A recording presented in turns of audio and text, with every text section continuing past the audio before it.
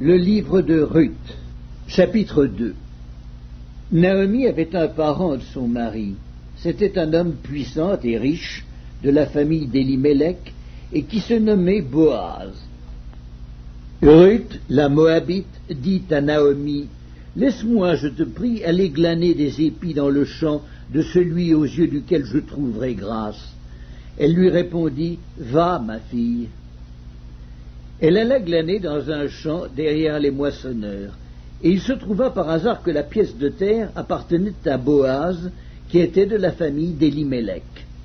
Et voici, Boaz vint de Bethléem, et il dit au moissonneur, « Que l'Éternel soit avec vous. » Ils lui répondirent, « Que l'Éternel te bénisse. » Et Boaz dit à son serviteur chargé de surveiller les moissonneurs, « À qui est cette jeune femme ?»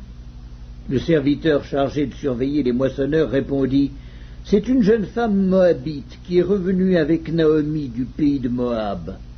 Elle a dit, « Permettez-moi de glaner et de ramasser des épis entre les gerbes derrière les moissonneurs. » Et depuis ce matin qu'elle est venue, elle a été debout jusqu'à présent et ne s'est reposée qu'un moment dans la maison. » Boaz dit à Ruth, « Écoute, ma fille, ne va pas glaner dans un autre champ, ne t'éloigne pas d'ici, et reste avec mes servantes. Regarde où l'on moissonne dans le champ, et va après elles. J'ai défendu à mes serviteurs de te toucher. Et quand tu auras soif, tu iras au vase, et tu boiras ce que les serviteurs auront puisé. » Alors elle tomba sur sa face et se prosterna contre terre, et elle lui dit, « Comment ai-je trouvé grâce à tes yeux, pour que tu t'intéresses à moi qui suis une étrangère ?» Boaz lui répondit, « On m'a rapporté tout ce que tu as fait pour ta belle-mère depuis la mort de ton mari, et comment tu as quitté ton père et ta mère et le pays de ta naissance pour aller vers un peuple que tu ne connaissais point auparavant. Que l'Éternel te rende ce que tu as fait, et que ta récompense soit entière de la part de l'Éternel, le Dieu d'Israël, sous les ailes duquel tu es venu te réfugier. » Et elle dit, « Oh, que je trouve grâce à tes yeux, mon Seigneur, car tu m'as consolé et tu as parlé au cœur de ta servante, et pourtant je ne suis pas, moi, comme l'une de tes servantes. » Au moment du repas, Boaz dit à Ruth, « Approche, mange du pain et trempe ton morceau dans le vinaigre. » Elle s'assit à côté des moissonneurs. On lui donna du grain rôti, elle mangea et se rassasia, et elle garda le reste. Puis elle se leva pour glaner.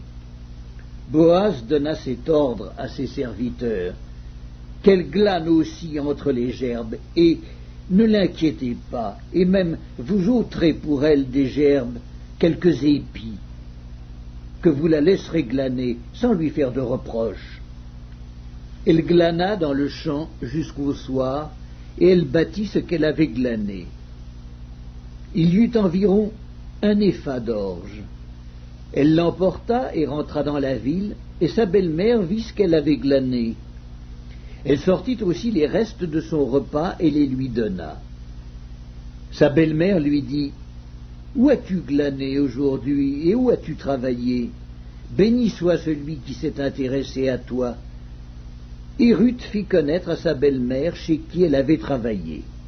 « L'homme chez qui j'ai travaillé aujourd'hui, dit-elle, s'appelle Boaz. » Naomi dit à sa belle-fille, « Qu'il soit béni de l'Éternel, qui se montre miséricordieux pour les vivants, comme il le fut pour ceux qui sont morts. » « Cet homme est notre parent, lui dit encore Naomi, il est de ceux qui ont sur nous droit de rachat. » Ruth, la Moabite, ajouta, « Il m'a dit aussi, reste avec mes serviteurs jusqu'à ce qu'ils aient achevé toute la moisson. » Et Naomi dit à Ruth, sa belle-fille, « Il est bon, ma fille, que tu sortes avec ses servantes et qu'on ne te rencontre pas dans un autre champ. » Elle resta donc avec les servantes de Boaz pour glaner jusqu'à la fin de la moisson des orges et de la moisson du froment.